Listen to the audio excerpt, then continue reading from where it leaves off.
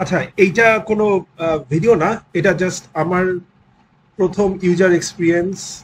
বাংলাদেশের প্রথম জেআরডিপ AI or chat GPT base platform, যেটার নাম দেওয়া হয়েছে জি ব্রেইন, মানে গভর্নমেন্ট ব্রেইন, যেটা আইসিটি ডিভিশনের আর্থিক সহায়তায় বাংলাদেশ ইউনিভার্সিটি এবং ওরিয়ন ইনফরমেটিক্স লিমিটেডের টেকনিক্যাল সহায়তায় এই চ্যাট জিপিটি প্ল্যাটফর্মটা বা জিপিটি প্ল্যাটফর্মটা উদ্বোধন করা হয়েছে কয়েকদিন আগে, 2-3 দিন হয়তোবা।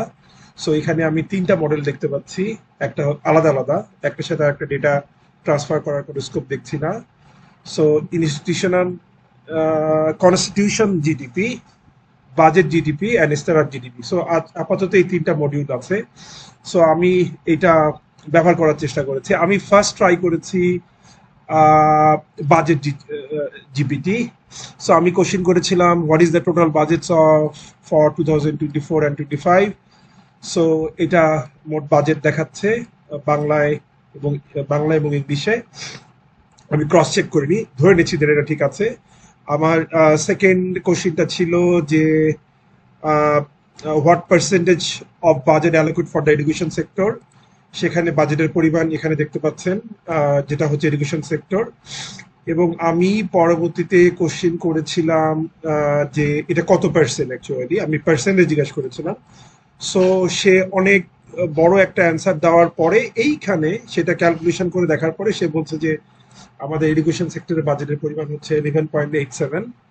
আমি রাফলি জানি 12, আমি ধরে নিচ্ছি এটাও, এই ইনফরমেশনটাও রাইট। এরপরে আমি একটা কোশ্চেন করেছিলাম, সেটা হচ্ছে যে how many percentage are allocated for higher education and how much for primary education sector. মানে আমি জানার চেষ্টা করছিলাম যে এই 12%-এর মধ্যে কতটুকু হায়ার এডুকেশনে যাবে, কতটুকু প্রাইমারি এডুকেশনে যাবে। বাট সেক্ষেত্রে কিন্তু সে একটা রং অ্যান্সার দিয়েছে, বিকজ সামাজিক সুরক্ষা দারিদ্র বিমোচন এত কোটি টাকা বাজেট, সেটা আমার পারফেক্ট অ্যান্সার ছিল না। সো এইটা হচ্ছে এই বাজেট জিটিপি থেকে আমার ইউজার এক্সপিরিয়েন্স। আর একটু যাই, এখন আমি আসি হচ্ছে কনস্টিটিউশন জিডিপি। সেখানে আমার ফার্স্ট কোশ্চেন ছিল when first time Bangladesh flag was risen on. Actually on হবে, এখানে আপনি কে পেরেছি, ওকে। সো এখানে তারা বলছে যে ইংলিশ এবং বাংলা দুটোতেই তারা অ্যান্সার দিয়েছে যে বাংলাদেশ জাতীয় পতাকা কবে উত্তোলন করা হয় সে সম্পর্কে তথ্যটা প্রদান করে না। বাট সংবিধানের 4 নম্বর অনুচ্ছেদ অনুযায়ী জাতীয় পতাকা বর্ণনা করা হয়েছে, কিন্তু এটা প্রথম উত্তোলনের তারিখ উল্লেখ নাই। আমি এই সেম কোশ্চেনটা চ্যাট জিপিটি কে করেছিলাম, 3.5K ভার্সন। তারা বলছে যে এটা মার্চ 23, 1971-এ ফার্স্ট রেইজ আপ করা হয়, এবং তারা কিছু ইনফরমেশন ব্যাকগ্রাউন্ডও দিয়েছে, যেটা কনস্টিটিউশন জিপিটিতে হয়তো বা শুধুমাত্র সংবিধানের কোশ্চেনগুলো দেওয়া আছে, আমি জানি না। আমি যারা এটা তৈরি করেছে তারা বলছে যে it is not a search engine. Search ইঞ্জিনে আমরা জানি যে কিওয়ার্ড বেস সার্চ হয়, বিকজ আর জেনারেটিভ এআই এর ক্ষেত্রে সার্চিং ডেফিনেটলি কিওয়ার্ড বেস না, তার ভিতরে machine learning deep learning capabilities আছে, কিন্তু এই অ্যান্সারটা এখানে পাচ্ছি না। আর এখানে কিছু এফিকিউ দেওয়া আছে, সো লাইক প্রিবিল কিছু কোশ্চেন দেওয়া আছে এবং অ্যান্সার দেওয়া আছে, সেটা সব ওয়েবসাইটেই থাকে। এখন আমি লাস্টলি স্টার্ট আপ জিপিটি, এটা একটু ট্রাই করি। এই প্ল্যাটফর্মটা আমি এই ক্ষেত্রে বাংলায় ইউজ করেছি। বাংলাদেশ স্টার্ট আপের জন্য অধ্যয়নকারী কয়েকজন দাদার নাম বলুন। At this moment I can expect question in I can expect accept question in English only. মানে তারা বাংলা জেনারেট করলো, বাংলা অ্যান্সার দিল, তারা বাংলায় কোশ্চেন দিতে পারছে না। সো আমি আসলে এটা অ্যান্সার জানি না, বাট আমি একটু লেখার চেষ্টা করি। Name few donor of Bangladesh for startup. Let me see. Name few donors হবে, okay fine. The information is not available. That's so bad. Whatever. আমরা আশা করব যে ভবিষ্যতে হয়তো বা এটা আরো বেশি খুব পাবে।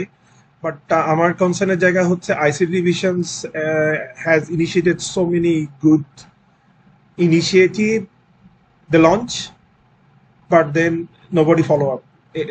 That's a big problem for Bangladesh. ICT ministry intention নিয়ে no questions about that, because তারা হচ্ছে কম্পিউটার বা আইসিটিতে বাংলাদেশের নাগরিককে স্মার্ট করতে যাচ্ছে। সো তাদের ইন্টেনশন নিয়ে কোনো অবজেকশন নেই, বাট দ্য কোশ্চেন হচ্ছে যে আমরা প্ল্যাটফর্ম লঞ্চ করছি কিন্তু সেটাকে ধরে রাখছি না কেন। যেমন আমার মনে আছে করোনার সময় কিছু প্ল্যাটফর্ম লঞ্চ করা হয়েছিল, যেমন আপনারা, আমি জাস্ট ট্রান্সলেট করার জন্য, আপনারা দেখবেন কিছুদিন আগে যোগাযোগ বিডি, এটাও কিন্তু লঞ্চ করা হয়েছিল ফেসবুক বাংলাদেশে। Nobody use it. আপনি দেখেন মাত্র কত ডাউনলোডস, 100+ ডাউনলোডস।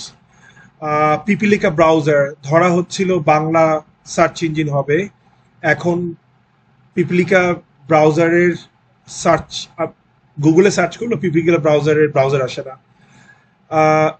বৈঠক, যেটা স্কাইপ অথবা জুমের বাংলা ভার্সন হিসাবে ডেটা প্রোটেকশন করার জন্য আইসিটি ডিভিশন থেকে তৈরি করা হচ্ছিল, বাট বৈঠকের নিয়ে অনেক, আপনারা যদি ইউজার রিভিউতে যান সেখানে অনেক কমেন্টস আছে। ইভেন দেখেন এটা প্রায় 1 বছরের ওপর হয়ে গেল, সেই ইনফরমেশন গুলো কিন্তু আপডেট করা হয় নাই, কিন্তু বৈঠকের ওপরে কিন্তু আমরা অনেক বেশি এমফাসিস দেওয়া হয়েছিল আইসিটি ডিভিশন থেকে। সো এটাও কিন্তু আমাদের জন্য খুব একটা ফ্রুটফুল কিছু হয়ে আসে নাই। এর এর আগে আপনি আরেকটা আমি বলবো, এক দেশ একটা অ্যাপ ছিল যেটা ছিল আমাদের ফান্ড কালেকশন করার জন্য, এটা গভর্নমেন্ট থেকে ইনিশিয়েটিভ নেওয়ার পরে। আপনি দেখেন আজকে এক দেশে যদি আমি ক্লিক করি, সেটার গেটওয়ে তারা ব্যাড বলছে, মানে আপনি এক দেশেও আর লঞ্চ করতে ঢুকতে পারছেন না। আমি দেখেছিলাম লাস্ট টাইম, কতবার 1.5 বছর আগে, সেখানে মনে হয় অনলি 50,000 এর মতো ডোনেশন আসছিল এই এক দেশের মাধ্যমে, অথচ এই ওয়েবসাইট তৈরি করতে অবভিয়াসলি আমাদের অনেক পরিমাণ অর্থ খরচ হয়েছে। আর একটা প্ল্যাটফর্ম ছিল কৃষকের বাজার, সেটাও আমরা করোনার সময় দেখেছিলাম, কিন্তু সেটাও কিন্তু আপডেট হয়নি, আমরা সাপ্লাই চেইন মেনটেন করতে পারি নাই। সো ওটাও কিন্তু আমাদের ব্যবহার করা হয়নি। এবার ঈদুল আজহার সময় আমরা দেখেছি যে ডিজিটাল যে গরুর হাট, সেখানেও কিন্তু মানুষের ক্রয় অনেক কমে গেছে, মানুষ ফিজিক্যাল ভাবেই শপিং করতে বেশি পছন্দ করেছে। যাই হোক, বাংলাদেশের নিজস্ব সন্তানেরা তারা নতুন নতুন প্রযুক্তি উদ্ভাবন করছে। প্রযুক্তি লোকাল বা হোমগ্রোন প্রযুক্তি বা প্ল্যাটফর্ম থাকার অনেক সুবিধা আছে, সেটা সিকিউরিটির জন্য অনেক বড় কাজ করে। কিন্তু আমাদের যদি মানুষের ওপিনিংয়েই যদি এইভাবে ইনফরমেশন গুলো আসে, তখন হয়তো একটা নেগেটিভ ইম্প্যাক্ট তৈরি হয়, তখন মানুষ আর পরবর্তীতে আর ওই প্ল্যাটফর্মে ব্যাক করে আসতে চায় না। সো দেয়ারফর আমার মনে হয় যে যখন আমরা একটা নতুন প্ল্যাটফর্ম নিয়ে আসি, সেটা আসলে যখন পরিপূর্ণভাবে তৈরি করা হয় এবং এটা ইউজেবল হয়, তখনই লঞ্চ করা উচিত। এবং লঞ্চ করার পরে যারা অন্য প্ল্যাটফর্ম থেকে সুইচ করে নতুন প্ল্যাটফর্মে আসবে, তাদেরকে সাপোর্ট দেওয়ার জন্য, কন্টিনিউয়াস সাপোর্ট দেওয়ার জন্য মেকানিজম থাকতে হবে, না হলে কিন্তু সেই যারা কাজ করবে তাদের জন্য কিন্তু এটা খুব একটা শোভনীয় হবে না ইউজেবিলিটির দিক থেকে। সো এটা ছিল আমার ধারণা। আমার আশা করবো যেটা আরো ভালো হবে, এবং আপনারাও এই প্ল্যাটফর্মটা জি ব্রেইন, গভর্নমেন্ট ব্রেইন, আপনারা ইউজ করে দেখুন এবং আপনাদের মতামত জানাতে পারেন।